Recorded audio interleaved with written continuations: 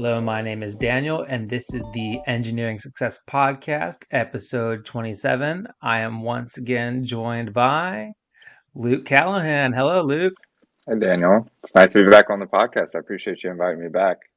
Yeah, it's always good to be here. Well, now that you're here, you get to tell the people what they need to do. Just kidding. I'm not going to put you on the spot like that, but just a reminder to everybody, if you like the content that we're putting out here, make sure to support us on Anchor or on Patreon. $10 a month gets you a shout out at the beginning of every single episode, like Mr. John Ott. Let's give a round of applause for John Ott. Thank you, John. Yes, thank you, Don. And yeah, and I think things are going pretty well for me. How about you, Luke? Yeah, things are going good. So, I mean, as I was telling you a little bit before, sometimes update is like a good thing, is a good update, right? No Yeah. change is a good thing. Yeah, no, I think that no change is probably the best change. But one thing that hasn't changed is that if people want to write into the podcast and have their questions answered, they can write into engring.success@gmail.com, or they can message us at one of our many social platforms. What do you think of this new backdrop that we got on the video podcast, Luke? I think you're doing a great job. I think you have a lot of Oh, creative output that I didn't realize you had, and it's coming through. So you're doing a great job. You're killing it. thank you. Well, speaking of creative output, people might not realize this, but they might have noticed that there's a lot more posts that are going out on Twitter, which is pretty cool, and other social media websites. I got a new platform that allows me to schedule all my social media posts over a week in advance. So that's why people are starting to see posts every single day. And I'll tell you this, Luke, the analytics show that my views have gone up 50% on every single podcast Really? episode. I'm up over 4,000% on my Instagram engagement. Now, to be fair, I'd only made 3 Instagram posts beforehand, and Okay. I went from 78 followers on Twitter to over 370 followers on Wow. Twitter. Yeah, That's I know. awesome. Yeah, So a lot of yeah, congratulations. yeah. So congratulations to both of us. As me, obviously, it's the host of the podcast, but you as our regularly recurring guest. Yeah. Thank But you. the really cool thing is, I'm really excited. This is I've been pushing the podcast social media game pretty hard lately, but now I think this is the first episode I've uploaded in a month. So I'm really excited to see how these new listeners enjoy a new podcast. Shout out to Ray. Ray has been a really cool supporter of the podcast on Twitter. Shout out to you, Ray. Thank you so much for engaging with all of the posts. All right. I think that's a bit of an intro, right? I think that's an intro. Yeah, I think you did a great job. Oh, Luke, you just make me so happy. Thank you. All right. So, what are we talking about today, Luke? What is the topic of discussion? Yeah, so I guess just to kind of lead into it, so we're talking about picking a college, which Yeah. is something that I don't know, and maybe this is something we can kind of talk about, to kind of lead into it.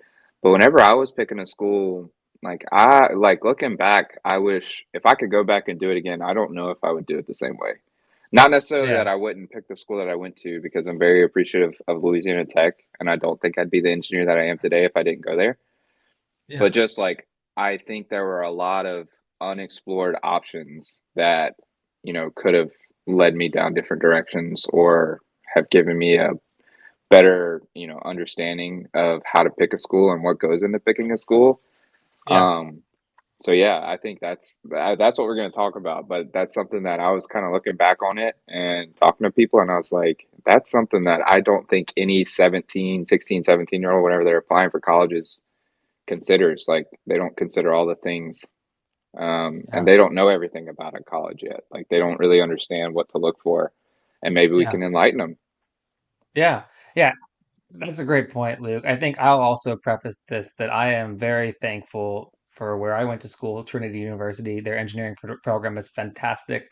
They did a wonderful job of preparing me for my career, and I would not be in the position that I am in today, which I believe is a great position with my career, if it weren't for the education and the connections and the people that I met and all the things I got from there. But like you, I think that there's definitely a lot. I mean, once you do think college is one of those things that you most people only get to look for a college once, right? Right. So we have this massive wealth of people, you and I Yeah. being two of those people, that have already done it and then won't have the opportunity to do it again.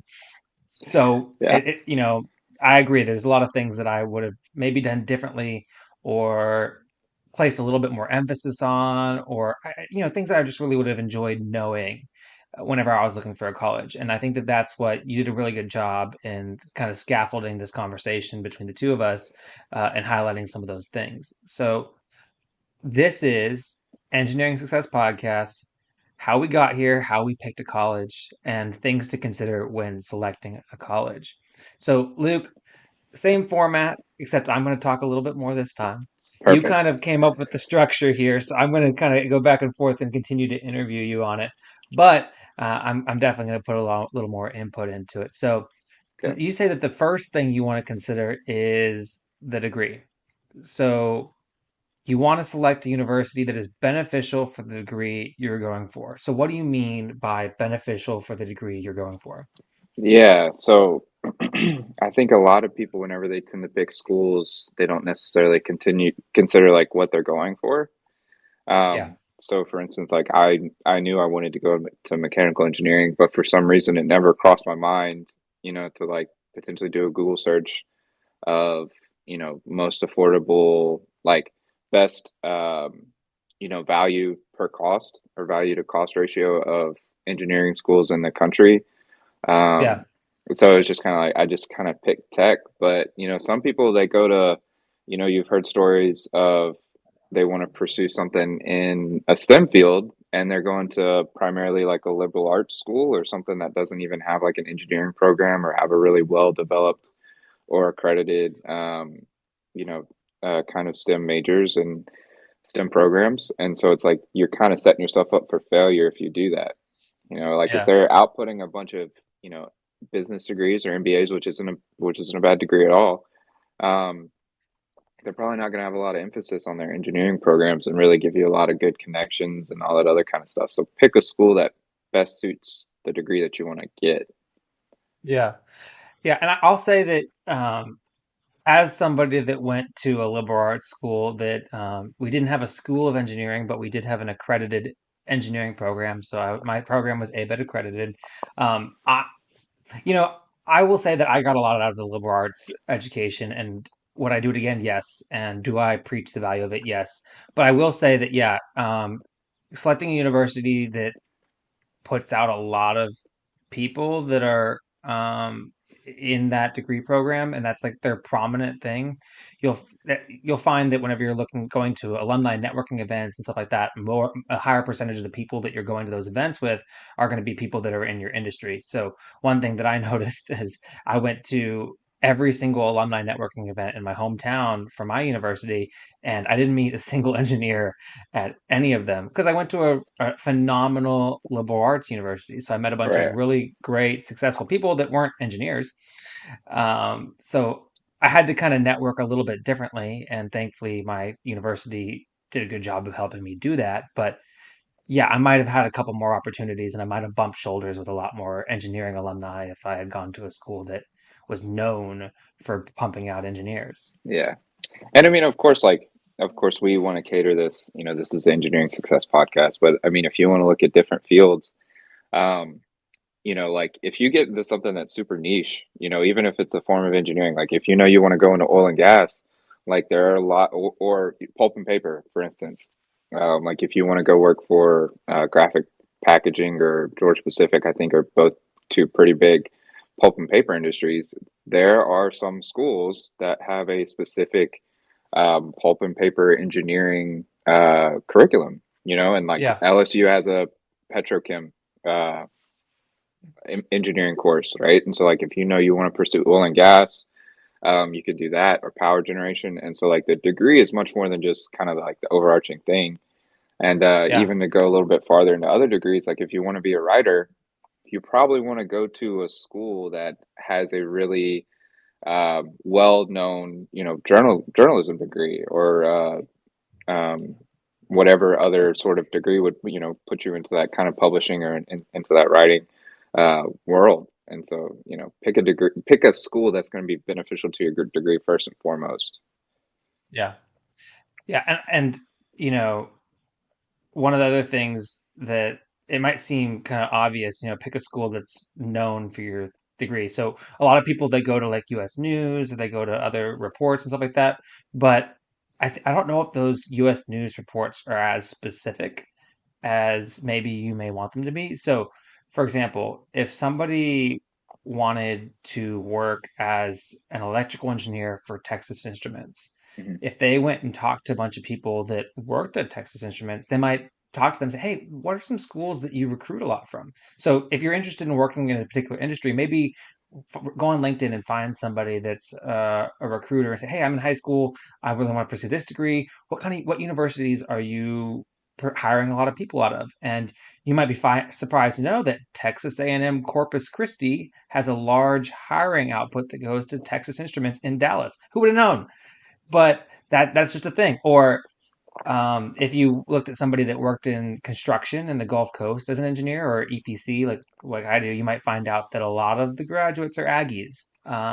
Or if you go to Lockheed Martin in DFW, you might find out that a lot of their graduates went to UT Arlington. So you can kind of talk to people that work for those industries. Say, hey, where do a lot of people that work at your company, where did they graduate from?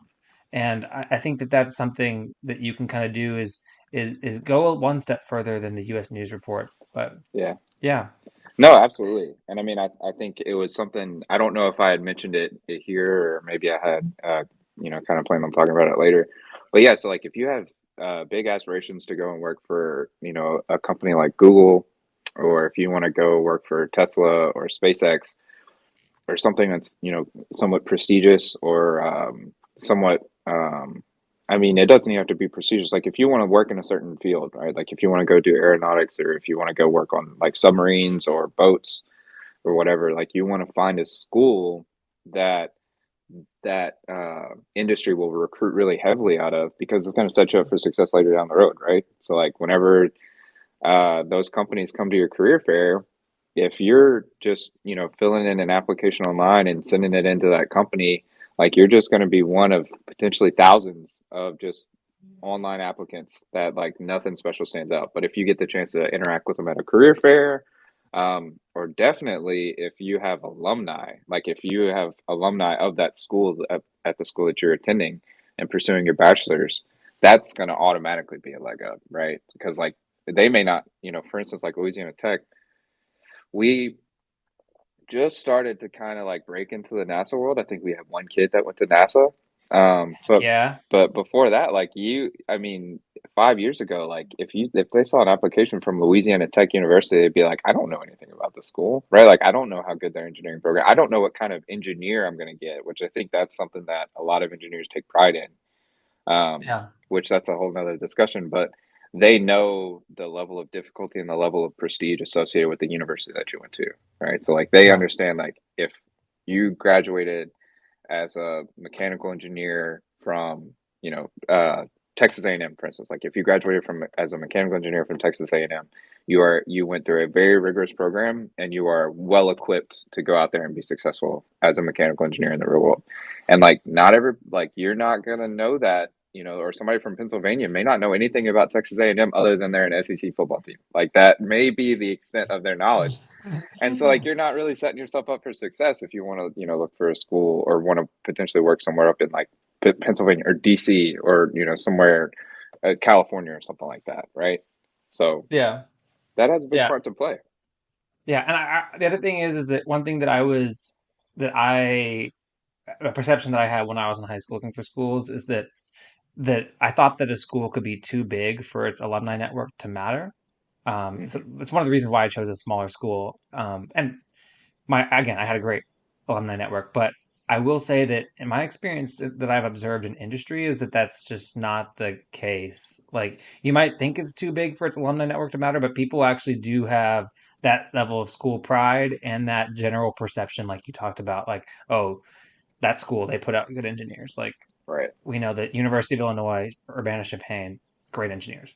Absolutely. Stuff like that. So now that's not saying that you have to go to the programs that are ranked the best, but it's at least worth considering the reputation of the school and what they're known for. Because That's kind of the first thing that people are going to think about you when they look at your resume.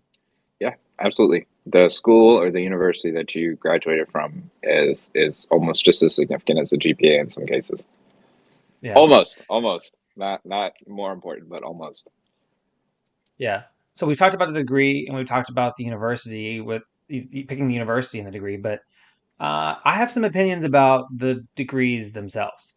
Okay. So my opinion is that I recommend sticking to the big major engineering programs. You got mechanical, electrical, chemical, civil, and then some people have, I said this in the comments in response to somebody earlier, and somebody else said aerospace. So maybe aerospace, maybe industrial as well. But my big four are mechanical, electrical, chemical, civil, because I think you can get a job in most industries, except for civil. You may not be able to work in aerospace, but mechanical, electrical, chemical for sure. You can work in almost any industry with one of those three degrees.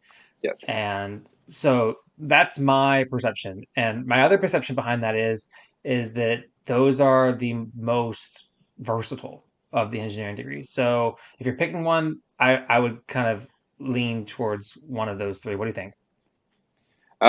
Yeah, no, I agree. I mean, if you go to any, I mean, if you just kind of break it down, there's a good chance that anything you're working on is going to have probably some sort of foundation element, right? Some sort of support structure or whatever. It doesn't matter what you're doing. Like, you're probably going to need something that takes up physical space. Therefore, you need to understand structural integrity and civil components, right? And so, like, civil engineering can penetrate through a lot of different things, including potentially aerospace, right? Like the launch pads that they need for the rockets to take off on, like that's Oh significant, right? yeah.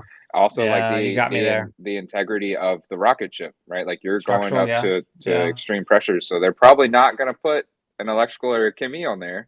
You know, they probably Yeah. want somebody with more of the civil background. So like, there's a good Yeah. chance that you'll be able to penetrate into a lot of things, and kind of the same thing through electrical, 100%. You can end up in any industry. I mean, you could end up in the sports world. Like, you can end up in anything because everything is going to need power, right? So, like, you can end up Boom boom. designing or helping with some sort of facilities operation, for, like a stadium or something like that. 100%. I think you could take an electrical engineering degree and pretty much plug it into any sort of world that you want. Yeah. And then mechanical and chemical, that's mechanical is pretty much, any sort of transfer of power that's going to be through some sort of mechanical aspect, and chemical is somewhat the same way. And chemical can also be thought of as process engineering too, right? So like a chemie can also do process engineering, which doesn't necessarily mean they need to focus on reactions, but more of, the process of what's going on. So Yeah. 100%, I say that if you get one of the big four engineering, you're good. But if you already have a really good idea and you already have some sort of susceptible, like you're already, susceptible to some sort of specific niche that you want to go into. For instance, like if you are really good with computers and you're really good with coding and you're really good with just understanding coding languages and the logic that goes into it, it may be worth it for you to pursue something that's more of a cyber or computer engineering, right? Which is going to be Yeah. more catered to the field that you want to go into, as opposed to going the alternative route, which is get electrical engineering because that's what's going to most closely resemble a computer or cyber engineering degree, and then hope that your electrical engineering degree will eventually like work your way into it, right? Yeah.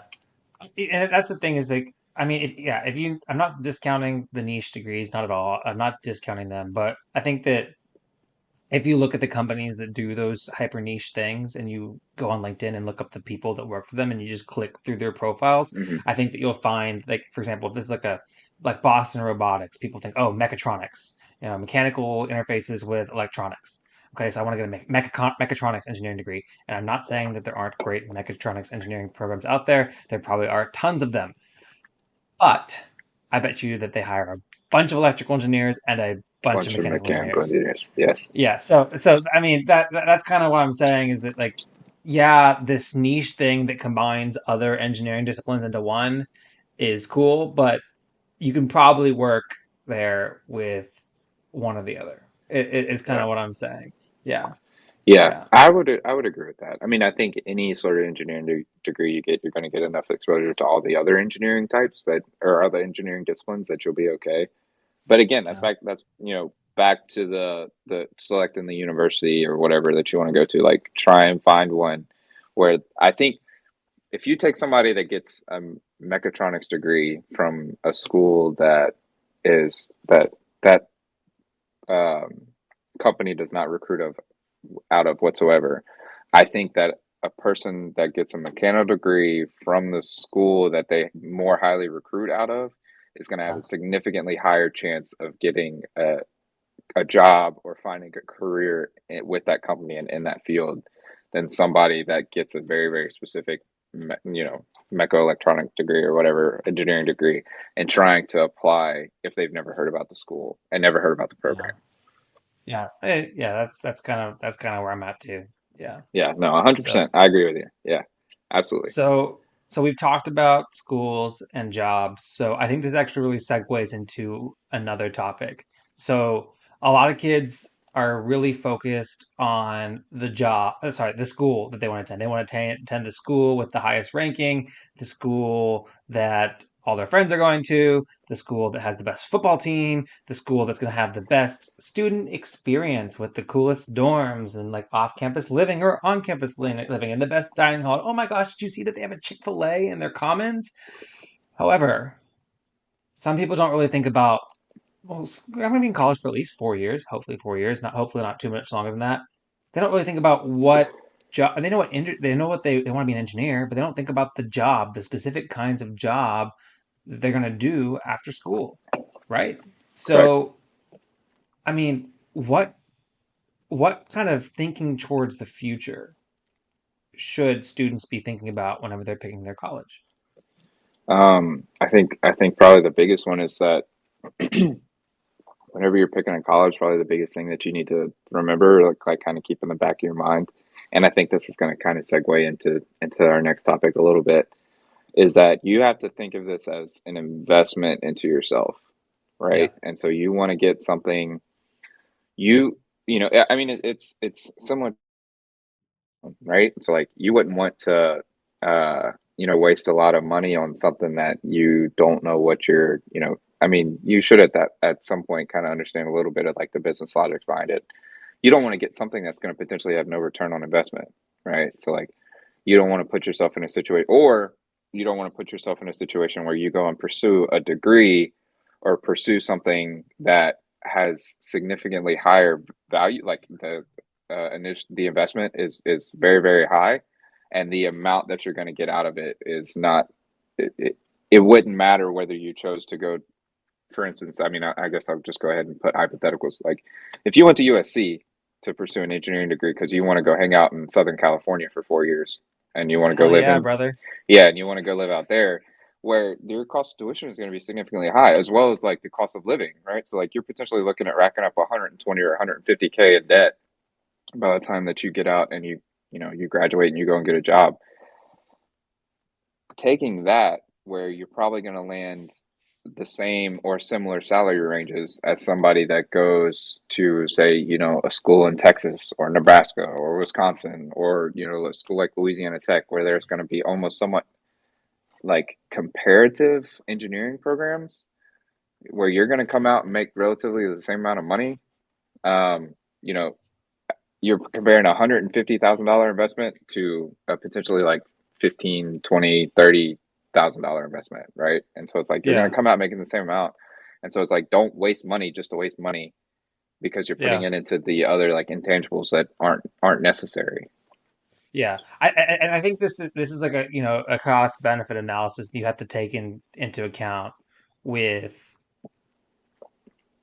the first bit, right? Like you Right. have to take that. It's a cost benefit thing, right? So it's kind of something that you have to kind of look at together. Yeah, yeah, and I think that's a much better way of phrasing it, right? Is the cost benefit. It's like what are you really going to get out of like if you go to a school that's either just a really expensive school or it's an out of state school, so already they have really high tuition rates, right? So like if you're in state in Louisiana, right? For instance, like if you grew up in Louisiana, is there really significant benefit in you going to Texas A&M to get a school at Texas or to get an engineering degree from Texas A&M as opposed to going to an in-state in Louisiana where you would have significantly lower cost of tuition. Is it worth it? Probably not. Right. And so like that's the kind of the cost benefit. It's like, well, I wanted to go like I've been an Aggie fan my whole life. I want to go to Texas A&M. It's like, well, is it really worth the extra, potentially 50, 60K to go there? It's like, maybe not, So it's kind of that cost benefit. Yeah. So you want to choose a school that's affordable. Yes, School's an absolutely. investment. Yeah, you got to make the best investment for you. So is that school going to cost you so much more, and is that going to be that much more worth it for you? So, um, and I hate to be Mr. Pick your in-state school. That's not what I'm saying. I think there's plenty of other ways to go to other universities affordably, but yeah. Yeah. Well, something that else that we can kind of talk about is, there are still opportunities, right? So like if you really want to, so for instance, like we talked about at the beginning, go to a school where like they really recruit heavily out of, right? So like sometimes that's not going to be in state, So like if you were really into like if you really want to go work for Tesla, like you may have to go out to California, right? Because that's where they're going to recruit heavily out of. And so then it's like, well, how do you make that possible then? And like that's their, find a place or find a way to get scholarships and grants and other sorts of things that you can make school more affordable for you, right? And that then goes back into kind of the investment into yourself. It's like find a way to make it as cheap as possible, so that way your return on investment is significantly higher. Yeah. And in some ways, you can kind of do that without necessarily. I mean, again, big name schools in proximity to certain universities or certain employers definitely are probably going to have a high likelihood. But there are other things you can look at. For example, again, I'm sure that somebody's in a macro out there, but go on LinkedIn and just click through. Where did all the Yep. people that work there graduate from? Go check their social media posts on LinkedIn and other places. Do they post about some university's FSAE team or electric car program? Do they post about that program that they're sponsoring? Um, Go to the universities and go to their engineering webpage and go look at the extracurricular programs that they advertise and look at the sponsors for those programs that are in the university's advertisements. You might find, yeah, I did a tour of Rice. I'm like, yeah, Northrop Grumman sponsors this program and Lockheed sponsors this program. And I was like, oh, that's so cool. So, yeah, obviously a school like Rice would have connections like that. But, anyways, they're in Houston, so they have NASA and all that stuff too. But, like, look Right. for those pipelines, right? That from graduate to career that the schools and the companies are creating with one another and find that investment. Yeah, and I think that's something that a lot of people don't consider, right? Like they don't think of extracurriculars whenever they're thinking of schools. And I know, for instance, like for Louisiana Tech, a big one that we do is our eco car. Like eco car is big. Like that's kind of like the crown jewel of our engineering extracurriculars. Well, it's sponsored by a lot of big companies, right? So like Marathon, Shell, all those people want to do a lot of research and a lot of investment into making a car as economically friendly as possible, or as fuel efficient as possible. And so like they put a lot into it, and they of course they have representatives of the company that you potentially interact with, and that's something that a lot of people don't consider. Is like, whenever you hear about these extracurriculars, it's more than something just to do to pass the time. You could potentially look at it as a connection, right? Another networking opportunity into that field. And so yeah, 100%. Don't sleep on those. Like look for those and look for those opportunities if it's on the table. Yeah. So we kind of mixed two of them. I tried to be sifty and shifty and try to switch to the order of two of them behind your back, and then you kind of merge them back together. So we talked about the degree. We talked about jobs after college. We've talked about scholarships. Those are the three big ones that we've talked about. Did we miss anything content-wise for degree, jobs after college, and scholarships? Um, I don't think so. I mean, maybe we can hit on scholarships a little bit more. Yeah, let's do Just it. yeah. I mean, I think that's something. So whenever you're considering, I guess colleges, right? So like there's a lot of things to consider. So I think the first one, and I mentioned it last time that I was on here, is like it's never too early to plan 5 to 10 years out, right? And Yeah, so whenever you're picking a degree and you're picking a career choice, like you want to, of course, pick a degree that is really suited for like where you want to be in 5 to 10 years. So like if you have a specific, like if you want to be, like if you want to design, um, like if you want to design, space shuttles, then like you need to pick a degree that's gonna mirror that and gonna put you on that path. And then you want to pick a school that's gonna really complement that degree, to make sure that you're put on track to do that. Um, but then also like you have to make sure that you kind of have like the funding and the way to make that happen. So like whenever you're picking a school, like make it an opportunity or get or put your best foot forward and make it affordable so that way you're not, like you don't have to have a bunch of student debt to go and pursue it or it's no longer an option. And so like yeah, finding scholarships, and there are scholarships out there for days. Like they have them all over the place. You can apply to a ton of them and get a ton of grants, a ton of scholarships, and like definitely make that happen.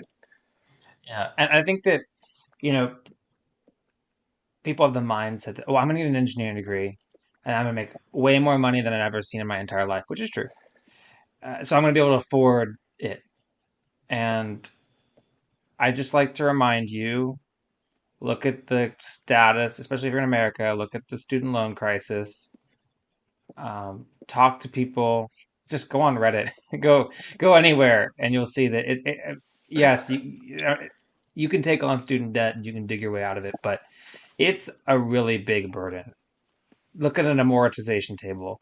Whenever the student loans are getting put in front of you, look at it. Look at how much you'll be paying every single month for how long, because it is a decision that will go with you for possibly the rest of your life. And if you take it for the rest of your life, then it'll get passed down past you and on to the next person in your family's life. So it's just a lot of people like, oh, that's 4 years off. But remember, we're making decisions, like Luke said, for 5 years from now. So think about what your life. I mean, $1,000 a month doesn't sound like a lot, but $1,000 a month is $1,000 a month that could be going into an investment vehicle, and then run the math on what that looks like, and then you're like, oh, that's what this is actually costing me if I Right. could be making 10% on this money instead of paying 3% on this money. Yeah. So I mean, Yeah. it is an investment. Like school, I mean, yes, the college experience, and you learn a lot from going to college. And my liberal arts university really pushes that, and I got a lot out of it. I will admit, I got a lot out of it, and it's made me who I am. And you definitely need to go to schools that will help you become a more well-rounded person. I'm not saying that. You need to grow in other ways outside of academics, because if you don't grow outside of academics, then you will not be successful. Yeah. However, again, it is an investment. So that the fact that it's an investment should be a major part of the decision. And for most people, it is. Yeah. And I think that's something that a lot of people are missing nowadays. I mean, we definitely don't have to get really political or, push any sort of agendas or anything like that. But Nope. I think a lot of people are their, uh, missing what a university was originally intended to, or what the degree that you're pursuing was intended to be. And we can definitely, something that maybe potentially I would like to talk to you about is, Yeah. the philosophy on engineering, because I was kind of introduced to that idea, um, kind of my like senior year, right before I was graduating. I had a, kind of a TA. He had kind of just started, so maybe he had just got signed on as a professor, like an adjunct professor or something. So he had just gotten his PhD. But one of the things that he kind of looked into was kind of the engineering and making a well-rounded engineer and all the stuff that goes into it. But I mean, we can talk about that another time. Oh yeah. Oh yeah. Um, Let's do that. Let's do that offline, and then see if we want to bring it into the Yeah, pod. yeah, absolutely. But yeah, I mean, you definitely want to, like make school affordable, make it an option, find ways to pursue it. And yes, you do need to be a well-rounded individual, right? Because like that's something, they talk a lot about, you know, like once you get into a position, or once you get into like once you get into a company and you have a job, right? Like they'll teach you on the job, or you'll learn on the job. Well, there are certain intangibles that you learn throughout your college career that you can't like just pass off, right? So like the ability to carry a conversation with people and be able to carry a technical conversation with people is very important, but you can't really learn that on a whiteboard, right? Like you can't, do that Yeah. through a testing format, right? The things that, you do need to kind of balance the best of both worlds and still be like a social person and be able to connect and have a lot of those soft skills. But also still focus on the technical content and realize, like why you were there. Yeah. Sweet. All right, we hit on the investment, so let's do. And we also talked about the cost of tuition, so that was another one of your topics. So let's go into your last one.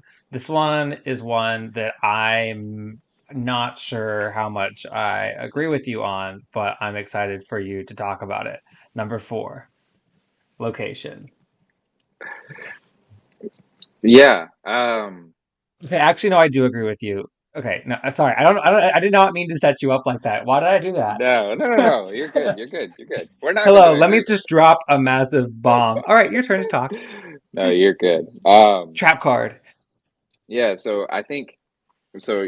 Something that maybe we haven't kind of outlined very, very well is kind of like you want to look at whenever you're picking a school, like you want to look at a matrix of elements, right? So like there are certain things, and maybe it would have been good to pull one up, and maybe I can send you one, and we can look at it, and you A can like edit matrix of it in post. elements.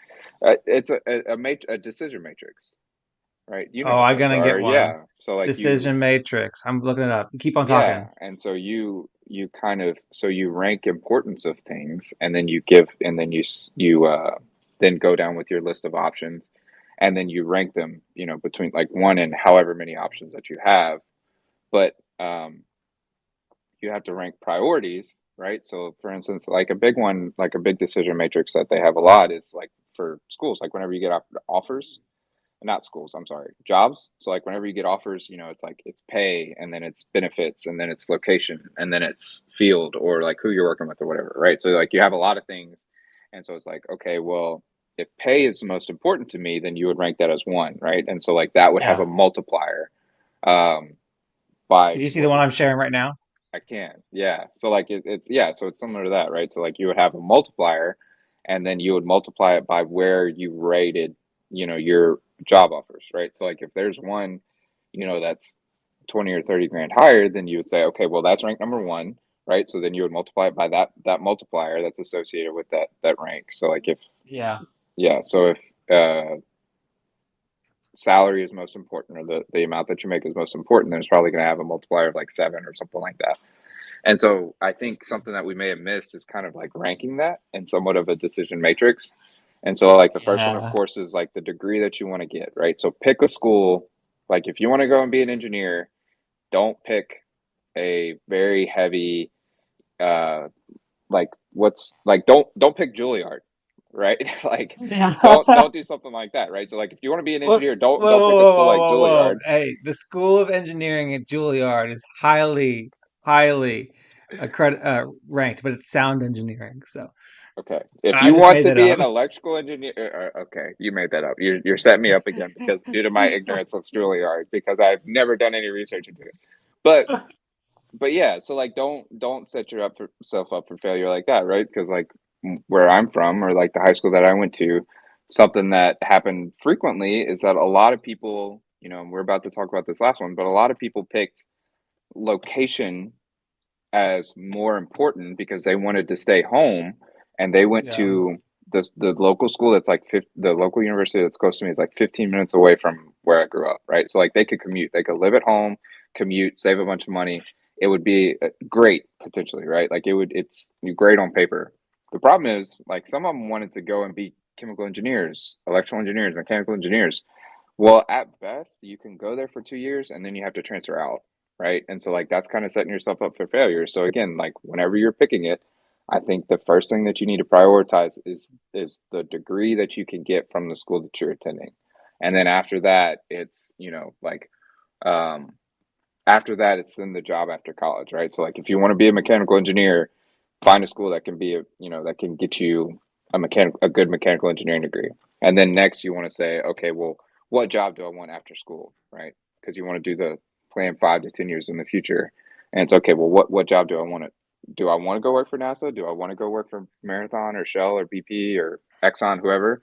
It's like, okay, well, let me pick a job, or let me pick a, if I have the chance or the opportunity, let me pick a school that's going to benefit and complement like that, I guess, path for my career. Yeah.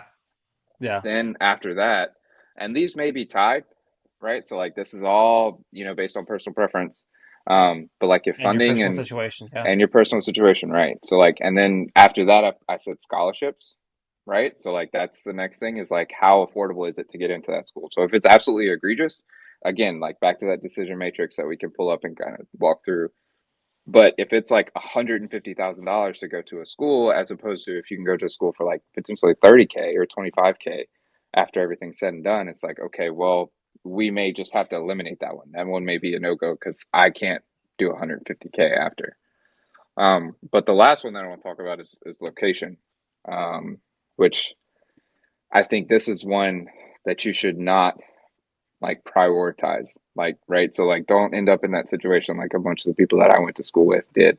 They prioritized the comfort of living at home, and they prioritized the potential savings on housing and the potential savings on for to pursue a degree that wasn't actually the degree that they wanted to potentially or hopefully transfer out to LSU, to Tech, to Oh, yeah. Southern, something like that, right? So Sucks. then, Yeah. yeah, so make sure you don't have your priorities out of alignment. And so I guess that's the next thing that we're going to talk about is like the location, and then you would have to rank it. But yeah, the location one, I think it's important. It's definitely something that you Yeah. want to discuss. Daniel, I mean, I want to hear your take on it. I've been talking way too much for the past 5 minutes, but like I want to hear your take, I guess, on location and how important it is to you because you went to a school close to you, right? I did somewhat close. So first, here's an example of a decision matrix. And I'd say that in some ways was related to what I wanted to do, but not. So location was actually not super important for me. I wanted to stay. I wanted to stay in Texas, just so I wanted to be within driving distance to go home. Part of that was because I had a high school relationship, which, looking back on it, that should not have weighed as much into the decision as I wanted to, but also because of the fact that I wanted to be able to visit my family. I wanted to be able to go back for holidays, and it would have been much more affordable for me to do that, and much easier for me to do that if I went to school in state. And uh, the in-state tuition was, I mean, those were the Right, universities that I looked at, and then in-state tuition, which just made it more affordable. So, but yeah, I would say that location, like you said, it's I would weigh it really low. Like this example matrix that is right here, which I don't agree with major options because we're mostly focused on engineers that kind of know what they want to major in already. But the location, I definitely really agree with the way that they weighted it as a low, because the exact location isn't that important to me. I'd say that, you know, proximity to a major employment hub could be really important for somebody that's an engineer, especially if you want to work. A lot of people now, believe it or not, most people end up working in areas somewhat close to where they graduated from college. And you may not think that's the case for you, and I did not think that that was the case for me. I thought I was going to go back up to DFW after I graduated from college, but I ended up in San Antonio for a few years, and now I'm in New Orleans. So, but I went to school in San Antonio. I ended up working in San Antonio. It just happens that way, and for many people, it just happens that way. But I just don't think that location is that big of a deal at all. And I think that if you allow that to make your entire decision, then like your people you're describing, I think that you're making a mistake. yeah, no, I my stance on it is it can be an added benefit. Don't go looking for it, right? Because like you don't always get the opportunity to stay home, right? Like you don't always get the opportunity to be within commuting distance of a really great school. Like a lot of people don't get that luxury. So like you have to go somewhere regardless. Um, but definitely don't sacrifice any of the other three for location. in whatever way you're trying to validate it in your mind. If you're like, no, I want to stay really close to home, just try and be open minded about it and say, okay, well, what's the real benefit of staying at home, right? So like, I think first moving away can be really really, I guess, kind of beneficial, build a little bit of independence.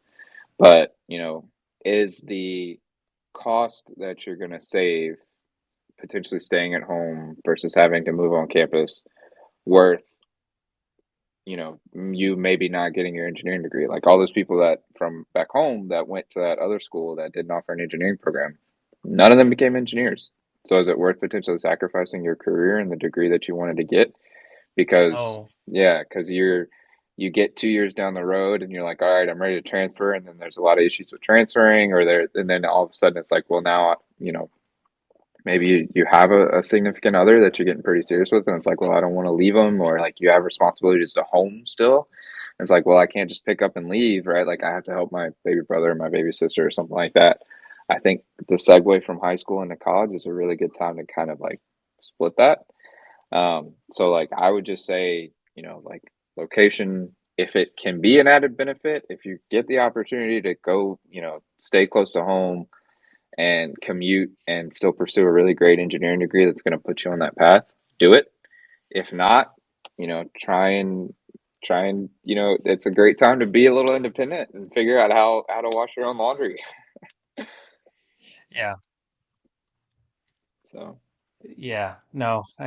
And again, my perspective is you should be excited about the opportunity to live in a new city. Like you should not shy away from that, is my opinion. Like if you there's very few opportunities in your life where you get to live in a completely new city, and one of them is because of a college, and other ones are because of your career.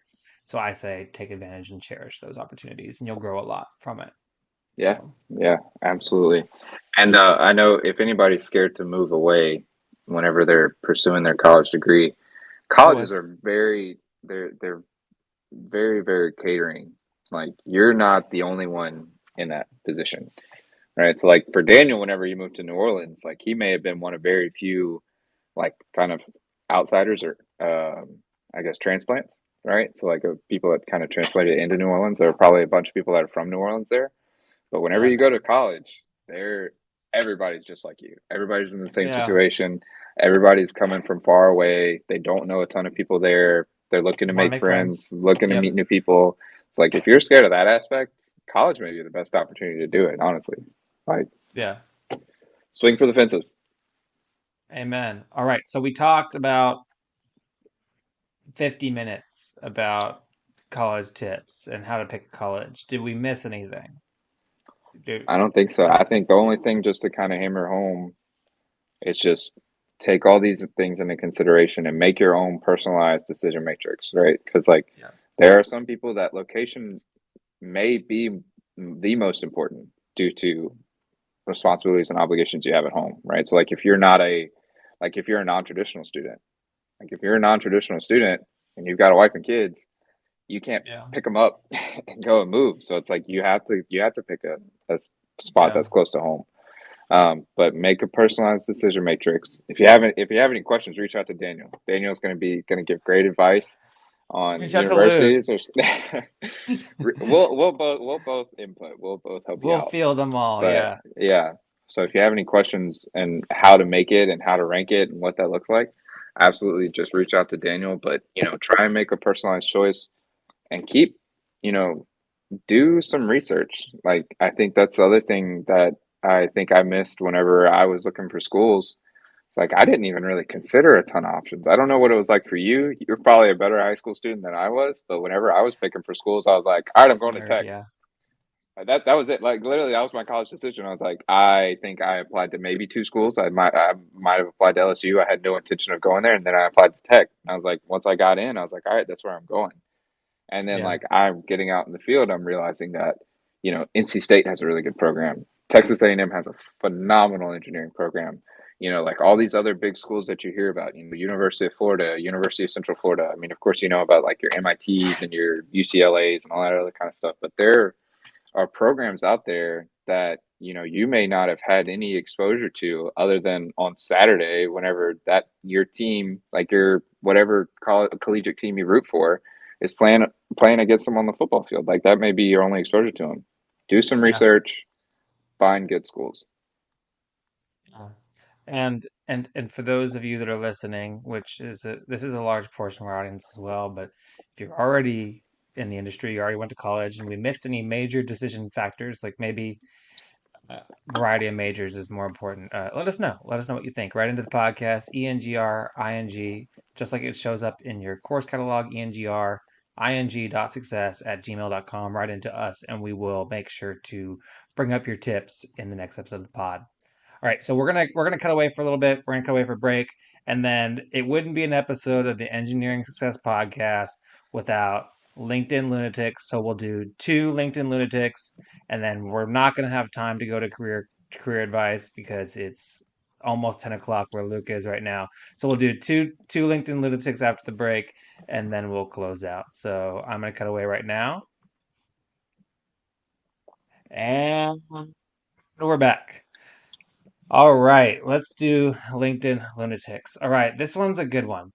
All right, so this one is I should just cover the I feel bad for showing the name on some of these, but here we go. I did it in post. I did it out in post. Nah, no, I'm just gonna leave it. All right, woman outs link. This one was really popular, and you see it was 2 months ago. So, LOL, I found it 2 months ago. Woman outs LinkedIn influencer for daring to send her a connection request. Please don't get me twisted on LinkedIn. The wrong platform for that. Tinder is open for casual, not the workplace. This person's name triggered this post who followed me, then sent a connection request. I am not the one. Trust and believe. I will out you to my network, and I have many who do not follow me but rather sit back and watch due to folks who don't understand enough is enough etiquette. So here's the deal. I sympathize with this woman. I really do. And here's why.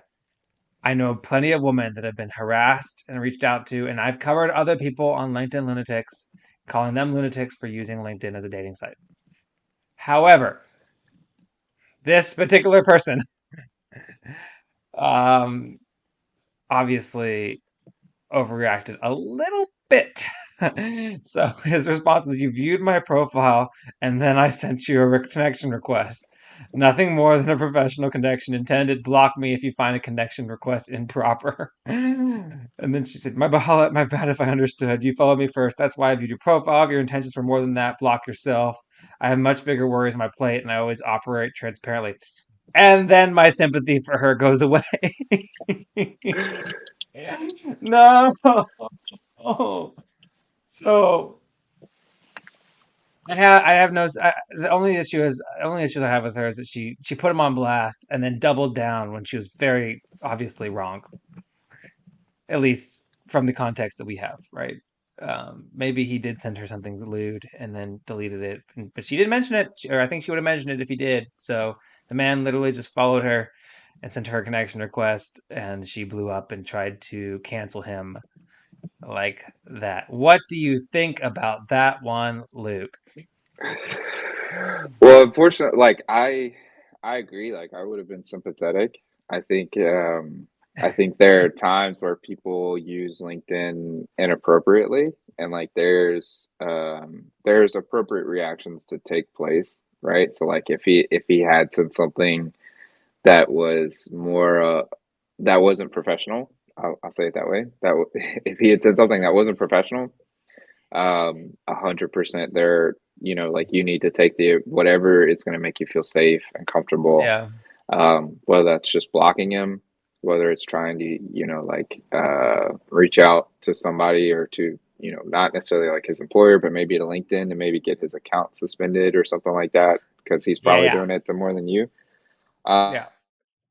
but for this one I don't really feel like I don't really like maybe she just is, thinking that anybody that wants to connect with her is like has that sort of mentality. And like if you go in there with a bad mindset, then whatever you are thinking is probably gonna like you're gonna just not manifest it, but whatever, your opinion's not going to change. So if you go in there thinking that he sent you a connection request for something that was unprofessional, your mind's not going to change, and you're going to continue to think it's unprofessional.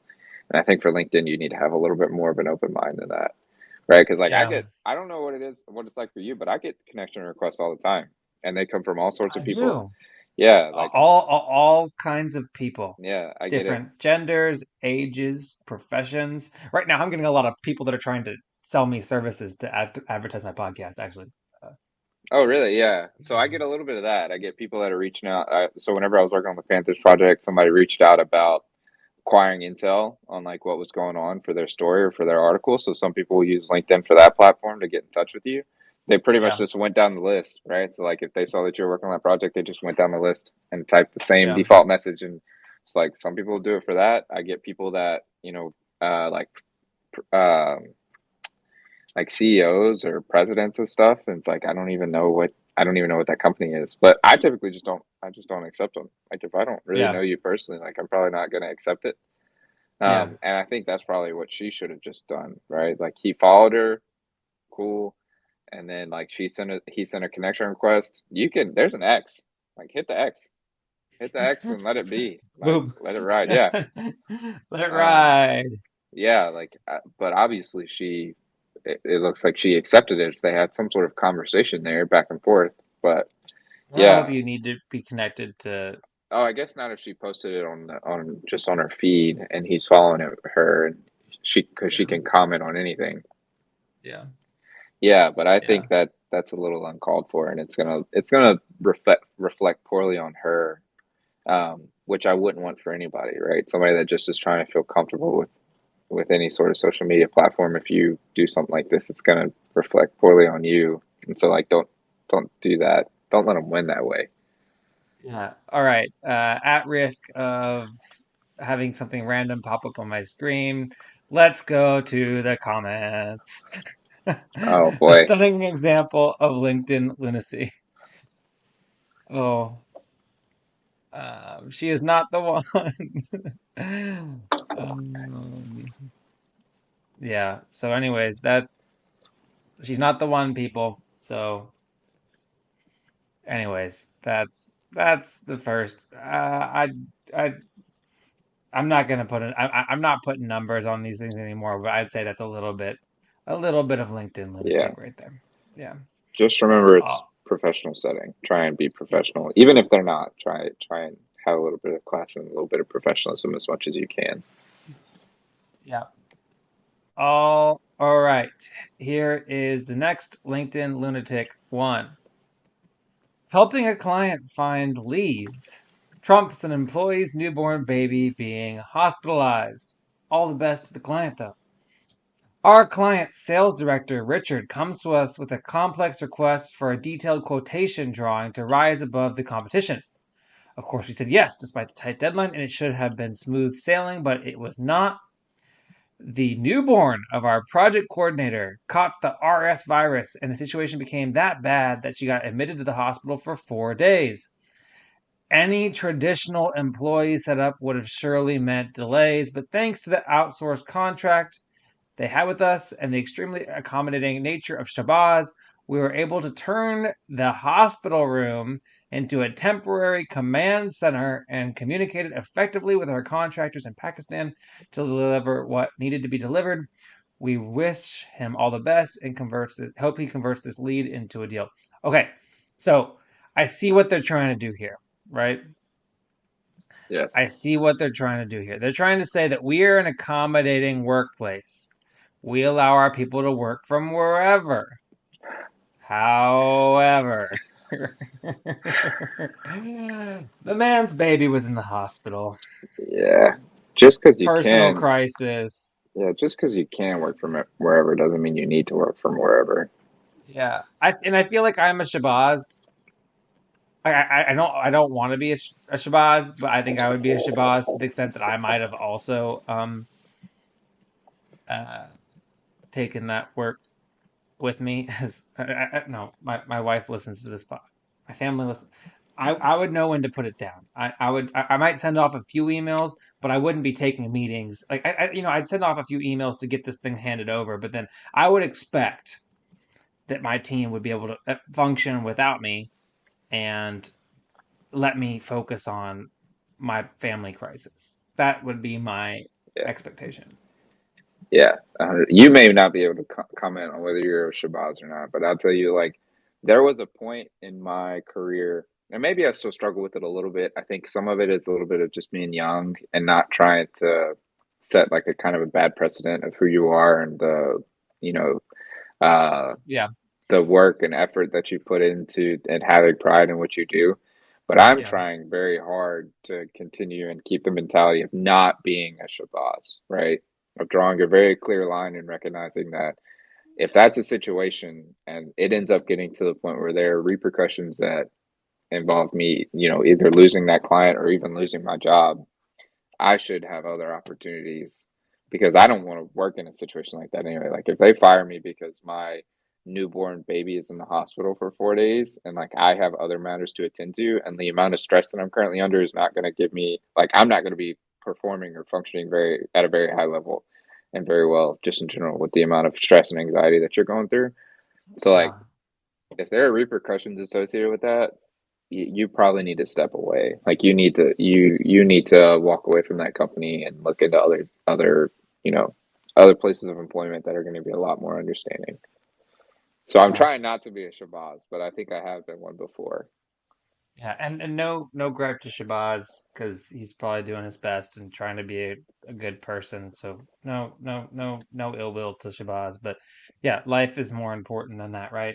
Life is there's so much more to life than our work. And I saw this right here, this comment. The amount of posts like this and the ones of people sitting in hospital rooms while relatives die, being thankful that they have a great employer who's allowing them to work remotely while someone dies or is ill is really disturbing. And then they go on to say what they think of the society. I mean, I think it's an indictment a little bit on our society, which is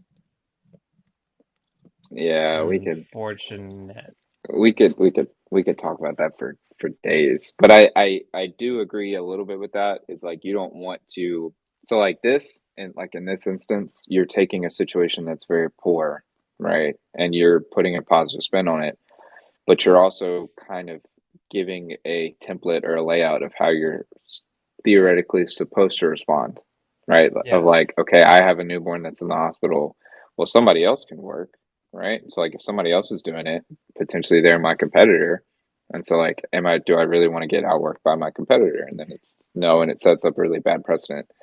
So like don't glorify this either. Like don't glorify, going to all ends or all extremes of the earth, to move heaven and earth to make this happen, right? Like don't like if you're enjoying time with your family on vacation, like don't post stuff like this either. Like, hey, we had a really important meeting with the client. It's like, okay, either one, you go in with it planned, or two, like you don't sacrifice time with your family and then glorify that you sacrifice time with your family that you had planned that they probably don't get to spend a lot of time with you anyway if you're a workaholic like that. Like don't glorify it either and make other people feel like that's the process or the things that they need to do. yeah. Yeah, here we go. The icing on the cake is closing the post by wishing Richard luck and converting a lead into a deal with absolutely no mention of the baby suffering from the RS virus. Yeah. That little baby is the reason why we're in this mess at all. This could cost us a lead.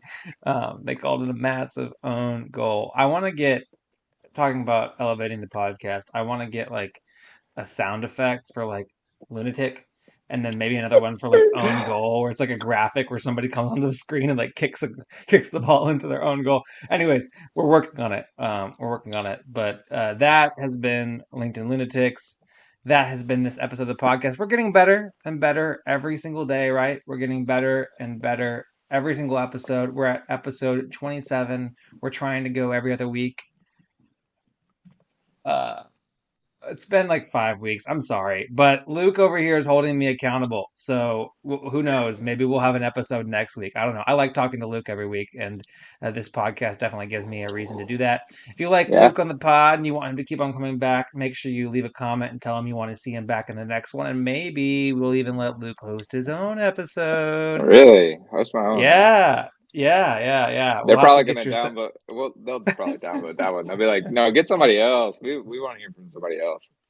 Yeah, but thank you, Luke, for joining the podcast. Thank you, everybody, for listening in. As always, rate the podcast 5 stars. Support us on Patreon so you can get a shout out every single week.